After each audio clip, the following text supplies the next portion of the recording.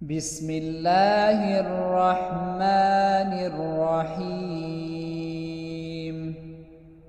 اقرأ باسم ربك الذي خلق خلق الإنسان من علق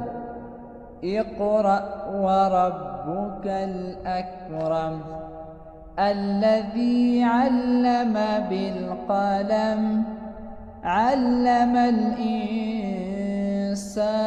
ما لم يعلم كلا إن الإنسان ليطغى أن رآه استغنى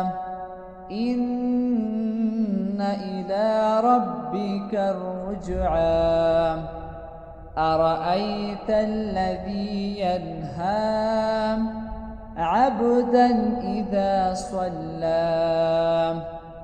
أرأيت إن كان على الهدى أو أمر بالتقوى أرأيت إن كذب وتولى ألم يعلم بأن الله يرى كلا لئن لم ينته لنسفعا بالناصية ناصية كاذبة خاطئة فليدع ناديه